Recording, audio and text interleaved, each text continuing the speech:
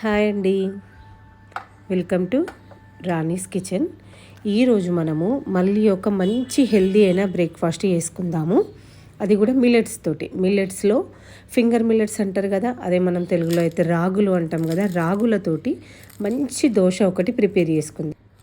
మనం వారంలో ఒక్కసారి రెండు సార్లను దోశ వేసుకుంటాం కదా, ఆ దోశలోనే కొన్ని క్వాంటిటీస్ రాగులు యూజ్ చేసుకున్నాం అనుకో, మనకు మంచి క్రిస్పీ అయిన రాగి దోశ రెడీ అయిపోతుంది. మరి దీన్ని ఒకసారి తయారు చేసుకునే విధానం చూద్దామా. ఫస్ట్ అయితే 1 కప్పు బియ్యం తీసుకుందాము, 1 కప్పు రాగులు తీసుకుందాం. నేను రేషన్ బియ్యం వాడుతున్నా ఇక్కడ, మీరు ఇంట్లో యూజ్ చేసే బియ్యమైనా సరే. ఈక్వల్ క్వాంటిటీలో కప్పు బియ్యానికి కప్పు రాగులు తీసుకోవాలి. ఇట్లయితే మనకు దోశ కూడా మంచి క్రిస్పీగా వస్తుంది. దీంట్లో మన మినప్పప్పు ఏమో 1/2 కప్ వేసుకుంటున్నా నేను. 1/2 కప్పు సరిపోతుంది మినప్పప్పు.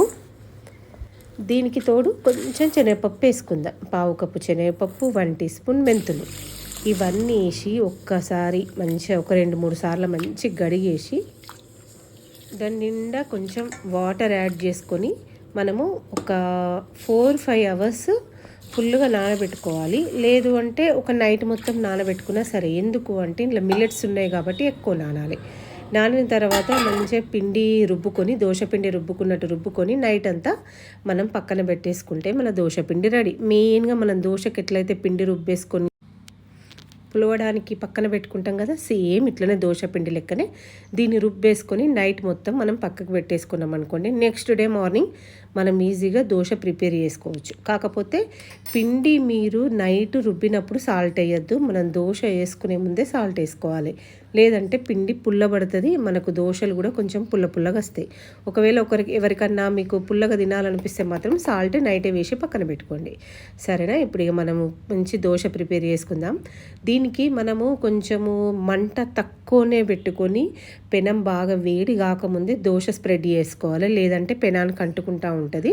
కూల్గా ఉన్నప్పుడే దోశ వేసుకోండి.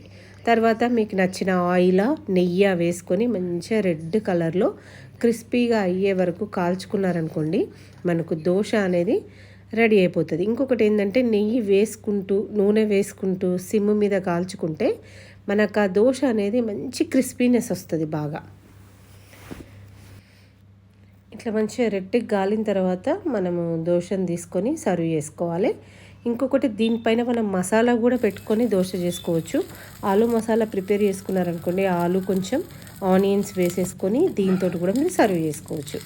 దోశను సేమ్ యాజ్ ఇట్ ఈస్ మన దోశ మసాలా దోశ అలాగనే ప్రిపేర్ చేసుకోవాలి. కాకపోతే నార్మల్ దోశ కంటే కూడా స్లోగా దీన్ని కాల్చుకోవాలి. పెనం పైన వేడి కాకముందే మనం దోశ వేసుకోవాలి. అంతే, మన మిల్లెట్స్ దోశ ఈజీగా తయారైపోతుంది. రాగులతోటి పెద్ద టెన్షన్ పడాల్సిన అవసరం లేదు.